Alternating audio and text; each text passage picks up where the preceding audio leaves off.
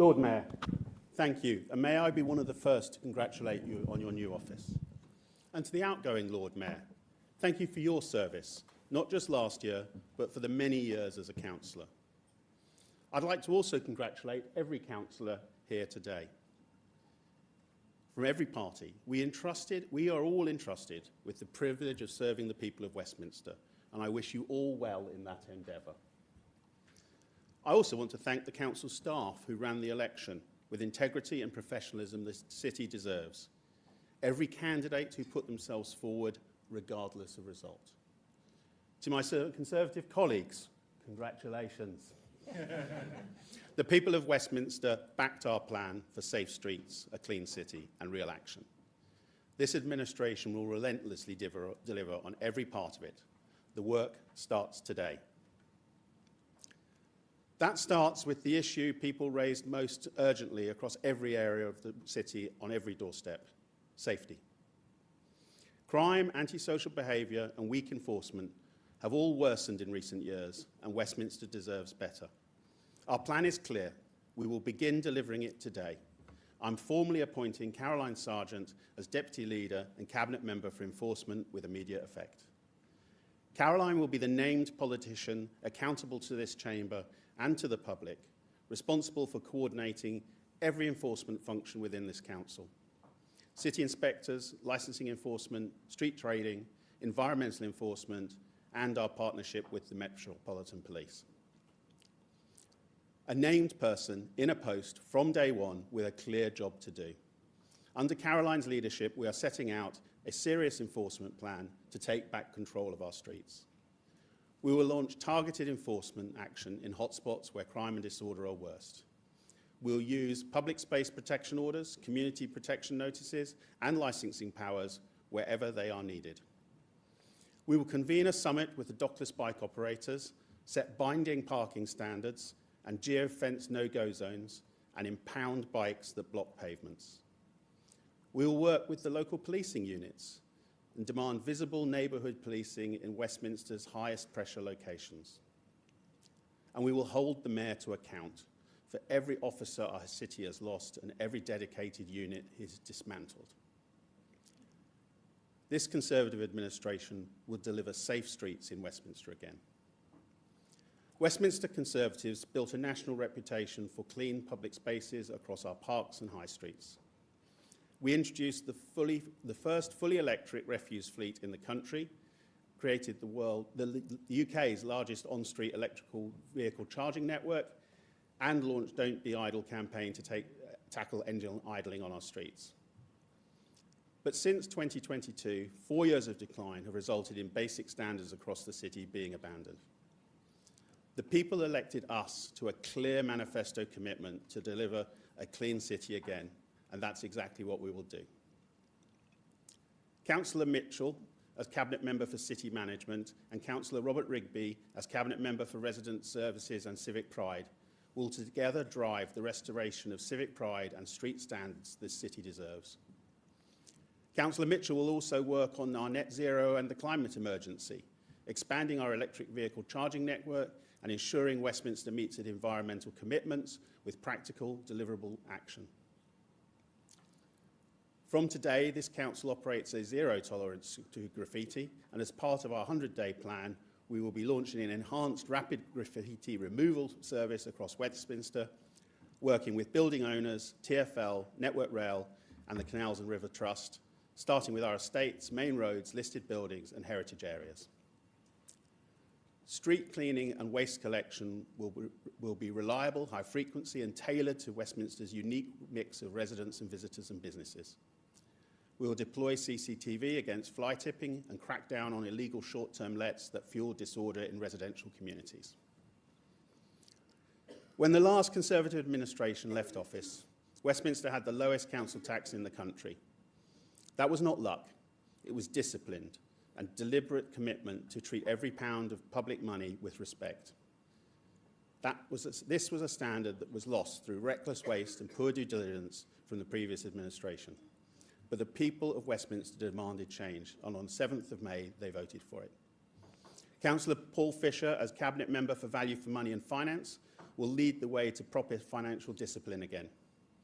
I've already instructed officers to begin reviewing every major contract inherited from the previous administration, and every contract going forward will face proper due diligence before it's signed. Scrutiny will be real. Transparency will be the default, and where spending cannot be justified to residents who fund it, we will stop it. Councillor Mark Shearer, as Cabinet Member for Innovation, will drive the transformation, modernisation and digitisation of our council services, ensuring we deliver more for less and that every pound spent on running the council is spent well. We'll also continue to fight the Labour government's family home tax, which threatens nearly 4,000 homes in Westminster. But this Conservative-led council will keep fighting for Westminster families being targeted by a Labour government. Westminster money will be managed with the respect its residents deserve. A well-run council measures itself not just by its streets and its finance, but how it treats its most vulnerable residents. Every child in Westminster deserves the best possible start in life, and Councillor Hannah Galley, as Cabinet Member for Children and Education, will protect and build on Westminster's outstanding children's services, the first in the country to receive that rating under a Conservative administration. Behind every statistic on adult social care, mental health and public health is a person who needs this council to get it right. Councillor Lorraine Dean, as Cabinet Member for Adults and Health, will make sure so. From adult social care and mental health to public health and the cost of living pressures that push more residents towards community support services, Councillor Dean will ensure this council lives up to its responsibility to care for those who need it most in Westminster. Councillor David Harvey, as Cabinet Member for Housing and Regeneration, will drive real change across the three of the most pressing challenges this administration faces. He'll deliver more homes, better services for residents and tenants and leaseholders, and regeneration that works with communities. Councillor Harvey will also take over charge of the Pimlico District Heating Undertaking and ensure that residents are not landed with bills of up to £66,000 per flat for a system imposed without proper consultation. And he will lead our response on homelessness, with the previous administration allowed to reach record levels by expanding outreach and increasing access to transitional accommodation and strengthening our partnership with charities and Westminster Homeless Partnership. Then there is Sadiq Khan, an Oxford Street vanity project. Labour surrendered Oxford Street, classifying the decision as non-major to avoid scrutiny in this chamber, and then voted down our amendment to establish a legal fighting fund to challenge it. They chose Sadiq Khan over the people who elected them. Residents and businesses have raised serious practical concerns. Bus routes removed from step-free bus routes removed, we need to guarantee step-free access at Oxford Circus. Traffic displaced into residential streets needs to be planned better. No clear plan for how shops will be serviced, bins emptied, emergency vehicles routed, and no credible answers on how crime and antisocial behaviour will be managed in one of the busiest public spaces in the capital. These are reasonable questions that have not been answered, and thousands of Westminster residents told us directly that they oppose these plans as they currently stand. Councillor Tim Barnes, as Deputy Leader and Cabinet Member for Growth and Planning, will lead our work on this, alongside our broader planning and growth agenda. We've already instructed this council to explore every legal option available to challenge the Mayor's proposal, and we'll write to the Mayor immediately demanding the full release of postcode level data from the consultations done previously.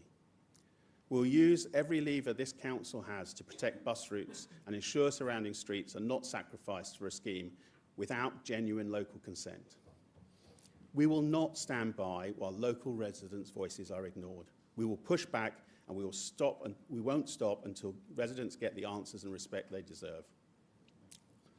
Lord Mayor, the people of Westminster voted for change. A change in leadership, a change in direction, a council that listens, that delivers and puts residents first. The Conservative administration will honour that verdict relentlessly. Safe streets, because people want enforcement that is taken seriously, and a council that prioritises their safety. A clean city, because the basics matter, and this council will give them that. Value for money, because residents deserve a council that respects every pound they contribute, and a council that stands up for Westminster at every level, to the mayor and to the government. 4 years of managed decline are over. We will deliver real action for the people of Westminster. Safe streets, a clean city, and real action.